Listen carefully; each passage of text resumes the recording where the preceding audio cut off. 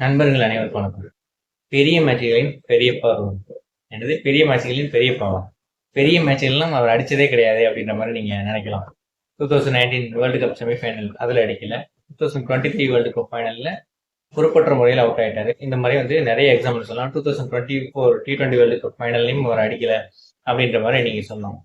இருந்தாலும் அவர் வந்து முக்கியமான மேட்சஸ்ல பண்ண பெரிய சம்பவங்கள் நிறைய இருக்கு. அவரோட இயர்லியர் ஸ்டேஜ்லையும் வந்து சூப்பரான பெர்ஃபார்மன்ஸ் வந்து கொடுத்துருக்கிறாரு. ஸோ அதை பற்றியெல்லாம் தான் இந்த வீடியோவில் பார்க்க போகிறோம். ஸோ பெரிய மேட்ச்களில் பண்ண பெரிய தரமான சம்பவங்கள் ஒரு 10 சம்பவங்களை தான் தொகுத்து இந்த வீடியோவில் வழங்கப்பாரு.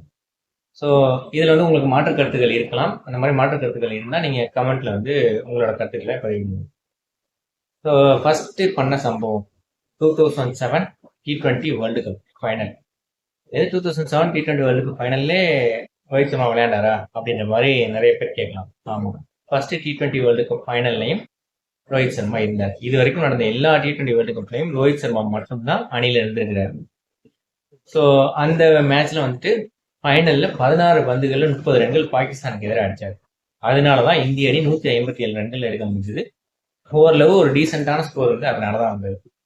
அதன் மூலமா தான் இந்திய அணி ஃபர்ஸ்ட் டைமா வந்து T20 வேர்ல்டு கப்பை தோனி தலைமையில வின் பண்ணாங்க. அது ஒரு பெரிய சம்பவம் சொல்லணும். இது வந்து 10வது இடத்தை பிடித்தது.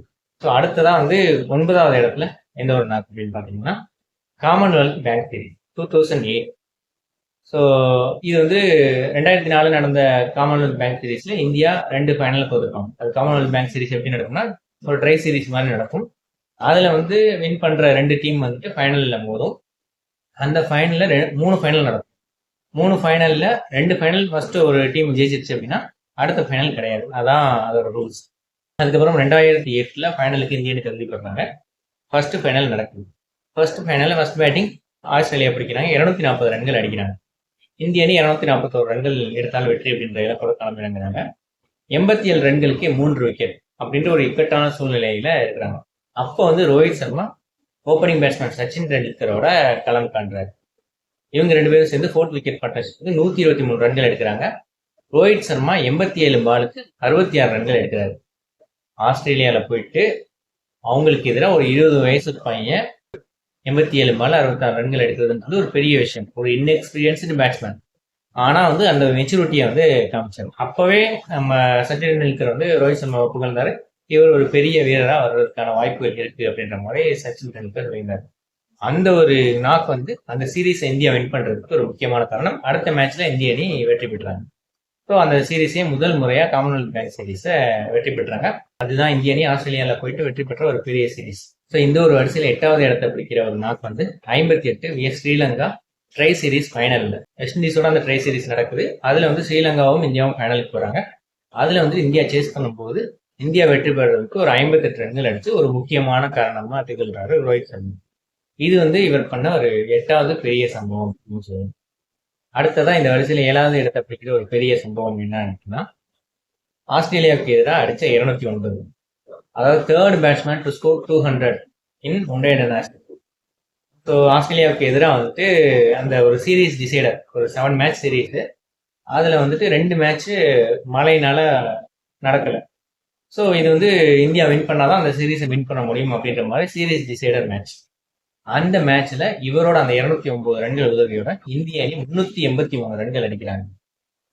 ஸோ அதன் மூலமா இந்திய அணி அந்த சீரீஸையும் வின் பண்றாங்க. இது வந்து ஒரு பெரிய சம்பவம் அப்படின்னு சொல்லலாம். அடுத்ததான் இந்த வரிசையில 6வது இடத்துக்கு ஒரு நாள் வந்து 137 vs Bangladesh 2015 world cup quarter final. So அதுல வந்து ஒரு முக்கியமான மேட்ச். ஸோ என்னதான் பங்களாதேஷ் அப்படின்னாலும் எல்லாமே நாக் அவுட் மேட்சஸ் தான். ஸோ அதுல வந்துட்டு 137 ரன்கள் அடிச்சு இந்திய அணி 300 ரன்கள் பெறதுக்கு ஒரு உதவியா இருந்திருப்பாரு. அந்த மேட்ச்ல இந்தியா வெற்றி பெறதுக்கு ஒரு முக்கியமான காரணமா இருந்திருப்பார் ரோஹித் சர்மா. இது வந்து அவர் பண்ண 6வது பெரிய சம்பவம். அடுத்ததான் இந்த லிஸ்ட்ல பிடிச்சிருக்கிற ஒரே ஒரு ஐபிஎல் மேட்ச் அப்படின்னு சொல்லலாம். 26 பாலுக்கு 50 ரன்கள் சிஎஸ்கே 2015 ஐபிஎல் ஃபைனல். அந்த ஒரு ஃபைனல்ல இவர் அடிச்ச 50 ரன்கள் வந்து ஒரு முக்கியமான ரன்கள்னு சொல்லலாம். அதன் மூலமா தான் எம்ஐ அணி வந்துட்டு 202 ரன்கள் எடுத்திருப்பாங்க. அந்த ஒரு ஐபிஎல் ஃபைனலை வந்து வின் பண்ணியிருப்பாங்க. ஸோ செகண்ட் டைமா வந்து ஐபிஎல்ல வின் பண்றதுக்கு ஒரு முக்கியமான நாக்கா வந்து ரோஹித் சர்மா அடிச்ச 50 ரன்கள் இருந்தது. இது வந்து இந்த வரிசையில 5வது இடத்தை கொடுக்குது. அடுத்ததா 2017 சாம்பியன்ஸ் டிராஃபி செமிஃபைனல். இங்கேயும் பங்களாதேஷ் தான். பங்களாதேஷ் வந்து ஃபர்ஸ்ட் பேட்டிங் முடிச்சு கிட்டத்தட்ட 300 அடிச்சிருவாங்களோ அப்படின்ற மாதிரி நினைச்சிட்டு இருக்க வேலை 264 தான் அடிப்பாங்க. அந்த 264 வந்து இந்தியா சேஸ் பண்ணுவாங்க. அதுல வந்து ஒரு 123 கோலியோட ஒரு பார்ட்னர்ஷிப் போட்டு இந்தியா வந்து 9 விக்கெட் வித்தியாசத்துல வெற்றி பெறுவாங்க. இந்த நாக்கு இந்த வரிசையில 4வது இடத்தை பிடிக்கும். அடுத்ததா இந்த வரிசையில 3வது இடத்தை பிடிச்ச நாக்கு இது. ஸோ 2017 கான்பூர்ல நடக்குது இந்த மேட்ச். ஸோ அந்த series 3 match ODI series New Zealand கூட. அதில் வந்து ஃபர்ஸ்ட் மேட்ச்ல நியூசிலாந்து வின் பண்ணிடுவாங்க. ஃபர்ஸ்ட் 2 ஓடி மேட்ச்சுக்கு ரோஹித் சர்மா இருக்க மாட்டாரு, 3rd மேட்ச்ல தான் வருவார். அந்த match decider match. Second one day மேட்ச்ல இந்தியா வின் பண்ணியிருக்காங்க. ஸோ இந்த மேட்ச் வின் பண்ணாதான் சீரீஸை வின் பண்ண முடியும் அப்படின்ற மாதிரி ஒரு டிசைடர் மேட்ச். அதுல இவர் அடிச்ச 147 ரன்கள் இந்திய அணி 337 ரன்கள் பெறறதுக்கு உதவி புரியுது. ஸோ அதுல வந்து இந்திய அணி 6 ரன்கள் வித்தியாசத்துல தான் வெற்றி பெறுவாங்க. ஸோ இது வந்து ஒரு முக்கியமான இம்பார்ட்டன்டான நாக் அப்படின்னு சொல்லலாம். இந்த நாக் வந்து இந்த வரிசையில 3வது இடத்தை பிடிச்சிருக்கு. அடுத்ததா இந்த வரிசையில 2வது இடத்தை பிடிச்ச ஒரு பெரிய நாக்குன்னு சொல்லுவோம். பர்சனலா வந்து என்னோட பெரிய ஃபேவரட் நாக் அப்படின்னு சொல்லலாம். ஏன் அப்படின்னா இது வந்து ஆஸ்திரேலியா கூட செமிஃபைனல்ல வந்து 2024 T20 வேர்ல்டு கப் செமிஃபைனல் 41 பாலுக்கு 92 ரன்கள். இப்படி வந்து சச்சின் டெண்டுல்கர் வந்து 2003 வேர்ல்டு கப்ல ஆண்ட்ரி கேடிக் பால்ல அடிச்ச ஒரு 6 வந்து வேர்ல்டு ஃபேமஸ். அந்த 6 வந்து இப்பவும் வந்து பெருசா பேசிட்டு இருப்பாங்க. அந்த மாதிரியான ஒரு 6 தான் பேட் கமின்ஸ் பால்ல Rohit Sharma T20 world cup செமிஃபைனல்ல அடிச்சது. அந்த ரூஃப் டாப்புக்கு போகும் பண்ணீங்களா. ஸோ அந்த ஒரு ஷாட் தான் என்னோட ஃபேவரட் ஷாட் அப்படின்னு சொல்லுவாங்க.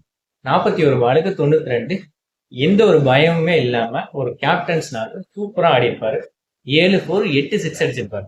அந்த ஒரு நாக் மூலமா தான் இந்திய அணி 205 ரன்கள் எடுத்தாங்க. அந்த மேட்ச்லயும் வெற்றி பெற்றாங்க. ஸோ இது வந்து பர்சனலி என்னோட ஃபேவரட் நாக்குன்னு சொல்லலாம்.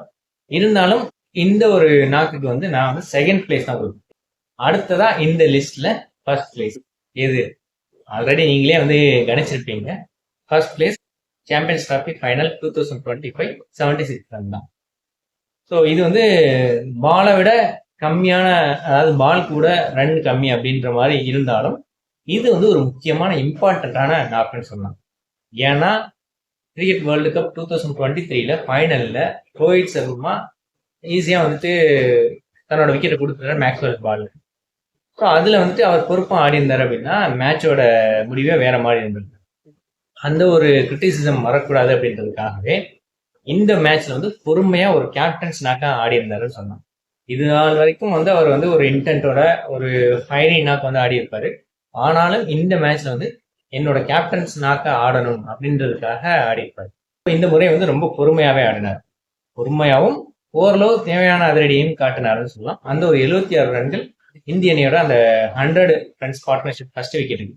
ஸோ அதுதான் வந்து ஒரு சைக்கலாஜிக்கலா வந்து ஃபர்ஸ்ட் விக்கெட்டுக்கு 100+ ரன்ஸ் போயிடுச்சுனாலே அது ஒரு சைக்கலாஜிக்கலா எந்த ஒரு டீம் வந்து பேட் பண்ணாலும் அதுக்கு வந்து கொஞ்சம் அட்வான்டேஜா இருக்கும். அதுலயும் வந்து நம்ம சேசிங் பண்ற டீமா இருந்தா இன்னும் ரொம்ப அட்வான்டேஜா இருக்கும். ஸோ அந்த ஒரு அட்வான்டேஜ்ன்றது இந்திய அணிக்கு ஒரு பெரிய தன்னம்பிக்கையை கொடுத்ததுன்னு சொல்லணும். இப்ப தெரியுதா? இப்ப நீங்களே புரிஞ்சிருப்பீங்க பெரிய மேட்ச்களின் பெரியப்பா தான் ரோஹித் அப்படின்னு. ஏன்னா அந்த அளவுக்கு வந்து ஒரு பிக் மேட்சஸ்ல எல்லாம் வந்து தன்னோட பர்ஃபார்மன்ஸ் வந்து சூப்பராகவே பண்ணியிருக்காரு ரோஹித் சர்மா.